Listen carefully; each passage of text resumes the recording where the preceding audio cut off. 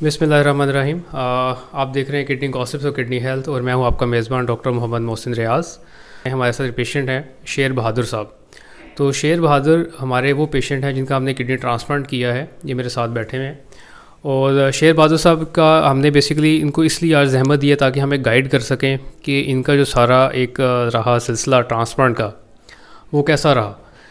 जब इनका डायग्नोज़ हुआ किडनी डिज़ीज़ का, तो उस टाइम पे इनके क्या एक फ़ीलिंग्स थी, और उस टाइम पे जो उनके तासुरात से या जो एक फ़ियर था, एक खौफ का जो आलम था, होता है बिल्कुल नेचुरल थिंग कि आपको पता चलता है जी कि खुदा ना खास्ता किसी को भी पता चले जी कि मेरे गुर्दे काम नहीं कर रहे, तो वो एक दफ़ा पैनिक हो जाता है।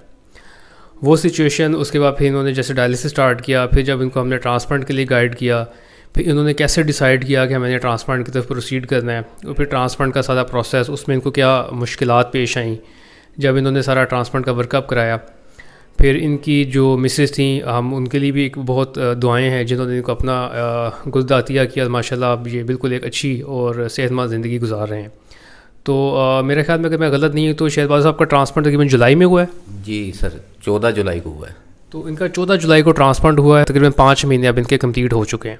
अब शेर बहादुर साहब अपनी ही जो है ना सारी स्टोरी आपसे डिस्क्राइब करेंगे और आपको गाइड करेंगे। बिस्मिल्लाहिर्रहमानिर्रहीम। मेरा 12 मार्च 2023 को ना डायग्नोस हुआ था कि क्रिटिनी लेवल मेरा तकरीबन 8-10 पे चला गया था अचानक से ना। वो था पहले भी ज़्यादा ही, लेकिन वो है कि कुछ लोकल लेबॉर्ट्रीज से मैं चेक करा रहा था जो मतलब सही मुझे गाइड नहीं कर रहे थे। तो फिर मैं वहाँ से मतलब जब ये पता चलो तो ज़ाहिर है मतलब बहुत सारी पैनिक सिचुएशन मेरे लिए बन गई थी। बहुत ज़्यादा डर खौफ बैठ गया था, क्योंकि यही अमूमन सुनते हैं कि जी कोई डॉक्टर ये कह दे कि जी आपकी किडनी फेल हो गया तो फिर बंदा अपने दिन गिनने शुरू कर देता है। हालांकि ऐसी बात नहीं है, अल्लाह ताला इंसान को फिर चांस देता है। तो मैं जब मेरा ये मामला हुआ तो फिर मैं इधर आया, लाहौर आया। मैं बेसिकली मैं मियाँ वाली से बिलोंग करता हूँ। तो फिर मैं मोहसिन रियाज साहब की तरफ आया और जब मैंने डायलिसिस पहले स्टार्ट करा लिए थे। डायलिसिस स्टार्ट कराने के तकरीबन 1-1.5 मंथ के बाद मैं मोहसिन रियाज साहब तक पहुँच गया। तो इन्होंने मेरा इलाज किया। डायलिसिस के दौरान भी मेरे साथ काफ़ी सारे मसले थे। कुछ इन्फेक्शन हो गया था, उसके अलावा मेरा HB गिरते गिरते 5 पे आ गया था। तो मोहसिन साहब ने फिर मेरा तकरीबन 1-1.5 मंथ इलाज किया, कम से कम इस काबिल किया कि मतलब ट्रांसप्लांट के काबिल कर दिया। तो फिर मेरी पहले ट्रांसप्लांट के लिए मेरी सिस्टर विलिंग थी, उन्होंने अपना किडनी देना था, लेकिन अनफॉर्चुनेटली उनका HbA1c जो शुगर का एक पैमाना होता है वो सही मैच नहीं करा, जिस पे मोहसिन रियाज साहब ने रिफ्यूज़ कर दिया कि ये हम नहीं लगा सकते क्योंकि डोनर की लाइफ को ख़तरा है नेक्स्ट टाइम। तो उसके बाद मेरी वाइफ ने हामी भरी, फिर उनके सारे टेस्ट हुए, अल्लाह ने किया वो सारे टेस्ट ठीक निकले और मैचिंग हुई। उसके बाद फिर मुझे ये यहाँ पे 14 जुलाई को ट्रांसप्लांट कर दिया गया। और उसके बाद से अल्हम्दुलिल्लाह मेरी बिल्कुल जिस दिन ट्रांसप्लांट हुआ था उसके नेक्स्ट डे से ही ना मैं समझता हूँ कि मतलब मेरी लाइफ ना बिल्कुल नॉर्मल हो गई थी। और यहाँ पे मैं 7-8 दिन मतलब रहा हूँ। उसके बाद मैं घर चला गया हूँ। घर जाके मतलब फिर वही जो मंथली और 4 नाइट पे जो चेकअप्स थे वो चले हैं। अल्हम्दुलिल्लाह इस टाइम मैं बिल्कुल एक नॉर्मल लाइफ गुजार रहा हूँ। खाने पीने की, वॉक की, नमाज की, आना जाना मेरे लिए बिल्कुल एक नॉर्मल लाइफ हो गई है। और एक टाइम ऐसा था कि इस ट्रांसप्लांट कराने से पहले समझ लें कि मेरी लाइफ ऐसी हो गई थी कि मैं दिन गिन रहा था कि मैं कितने दिनों के लिए हूँ। तो ट्रांसप्लांट अगर मैं यही मशवरा दूंगा कि जिसका भी मतलब अगर कोई मसला बनता है, खुदा न खास्ता किडनी फेलियर का, तो ट्रांसप्लांट कराते हुए बिल्कुल ना हिचकिचाए। ये बहुत अच्छा अमल है और इंसान को एक मरतबा एक नॉर्मल लाइफ की तरफ दोबारा से गामजन कर देता है। Thank you.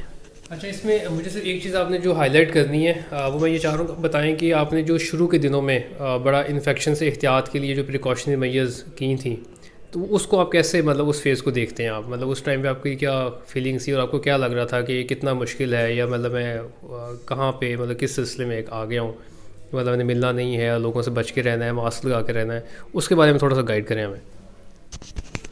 हाँ जी बिल्कुल। वो फर्स्ट जो 2 मंथ से उनमें बहुत ज़्यादा मतलब इंस्ट्रक्शन थी डॉक्टर साहब की तरफ से कि आपने लोगों से मिलना नहीं है और वाशरूम आपका सेपरेट होना चाहिए, आपके साथ रूम में कोई बंदा बगैर मकसद के ना आए, जो आए वो ग्लव्स पहनकर, मास्क पहनकर, सर पे कैप लेके, वो बहुत जब ज़रूरी हो तब आए। تو وہ 2 months مطلب میں اس میں رہا ہوں مطلب روم میں ہی.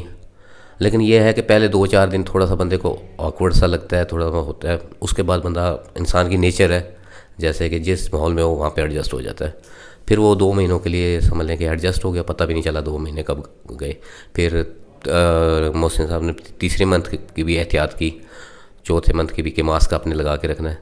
تو پھر اللہ کا حکم سے وہ فیز چلا گیا اور کوئی انفیکشن کوئی کچھ بھی نہیں ہوا الحمدللہ. اچھا, اس میں ایک چیز جو میں یہاں پہ نا ساروں کو گائیڈ کرنا چاہوں گا وہ یہ ہے کہ شیر بہادر صاحب نے جیسے ہم نے کہا ویسے اس کو فالو کیا. تو یہ اس میں نا بہت امپورٹنٹ ایک فیکٹر ہے کہ جو آپ کا پیشنٹ ہے جس کا ٹرانسپلانٹ ہے, جو اس کی فیملی ہے, اس کی کوآرڈینیشن, اس کی کوآپریشن اس سارے مرحلے میں بہت ضروری ہوتی ہے. کیونکہ جیسے آپ نے ان کو بتایا, مطلب ہم یوزلی کہتے ہیں جی کہ ہم آپ کو کہیں کہ آپ نے ہفتے میں 2 دفعہ بھی آنا ہے تو آپ نے 2 دفعہ آنا ہے. اگر آپ اس چیز کو فالو نہیں کرتے تو وہ آپ کی اپنی صحت کے لیے مضر ہوتا ہے.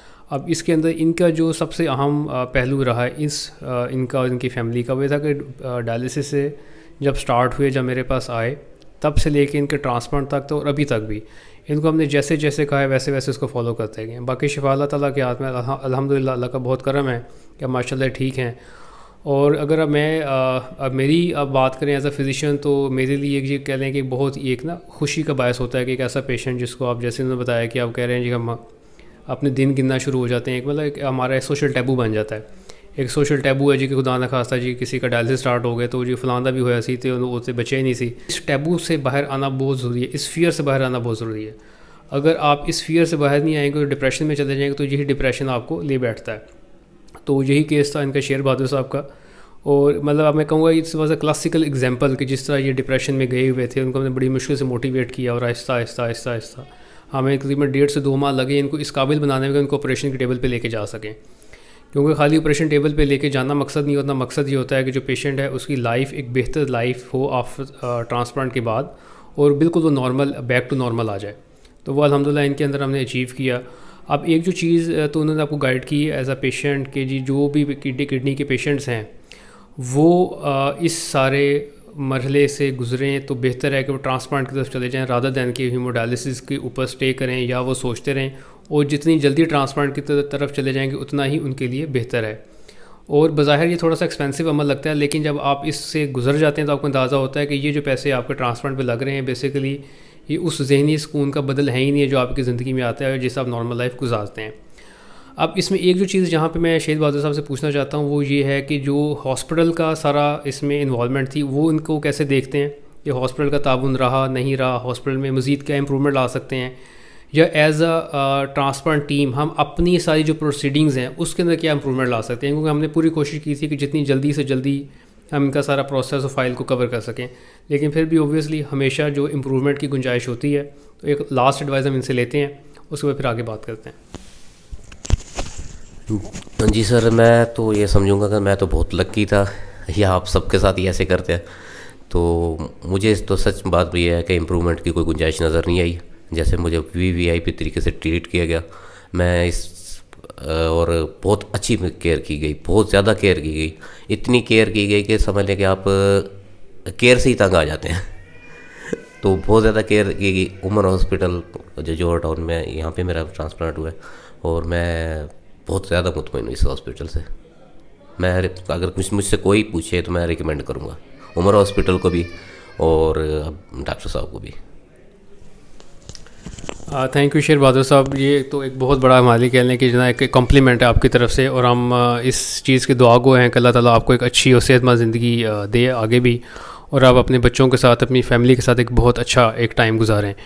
تو اس کے ساتھ ہی ہمیں اجازت دیں, اور اگر آپ کے پاس کوئی مزید سوالات ہیں جو آپ ٹرانسپلانٹ کے حوالے سے پوچھنا چاہتے ہیں, یا اگر آپ شیر بہادر صاحب سے بھی کوئی سوال پوچھنا چاہتے ہیں تو ہمیں کمنٹ سیکشن میں ضرور بتائیں, اور ہم انشاءاللہ شیر بہادر صاحب سے رابطہ کر کے جو ابھی آپ کی کوئریز ہیں اس کو ہم آنسر کریں گے.